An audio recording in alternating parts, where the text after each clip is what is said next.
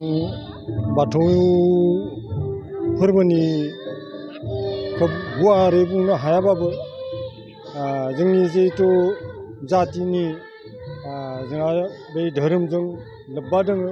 बेखायनो बेखौ बे बाथौ धोरोमखौ फालिनो थाखाय खोब गाजा गोमजायै फालिनो हायाबाबो एसे जोंनि जिथु गामि दखर हिसाबै साहा सालमारा आरो गवालबिल गामिनि रायजो राजाफोरानो जोंफोर बेखौ खुंनो नाजादों।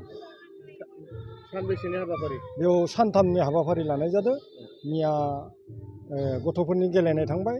दिनै जोंनि पद्मानन्द प्राइमारियाव थानाय 8खान गामिनि आर'ज ग्रुपखौ थारमाने जोंफोरो मा बावनो लादो, माने बिसोरनो मान बावगोन आरो आर'ज एखे लोगोयैनो माने खेबसेनो आर'ज खनगासिनो दङ। आरो गाबोनो एसे गथ'फोरनि मोसानाय रंजानाय माने हेरि लानाय जादों। आरो गाबोन आलासि दङ। बे आलासिजों आरो जोंनि बेखिनिखौ गुवारै जोंनि स्थायि माने सेक्रेटारिया बेखौ गुवारै बिजिरना बुंगोन। दा गोदो गोदाय माने गोदोनिफ्रायनो जोंफोरो एसे नाजाबाय थादोंमोन। नाजानो इयाव देग्लाय जोंफोरा 5 बोसोर जाबाय। 5 बोसोराव देग्लाय बे कारणे जोंफोरो खाथि खालानि जोंनि बेन्दोआव थानाय आर'ज ग्रुपखौ लिंनानै आर'ज खननो लाबोनाय जादों। दा इयाव एखेलगे खनगासिनो दङ। आरो बे माबायाव जानाय लोंनायबो बेबस्था दङ।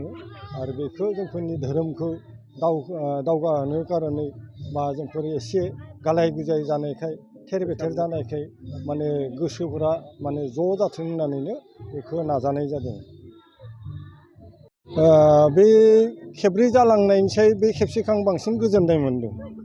माने गावखौनो गोसो गोरबोनिफ्राय खोब आं माने सान्थि मोन्दों।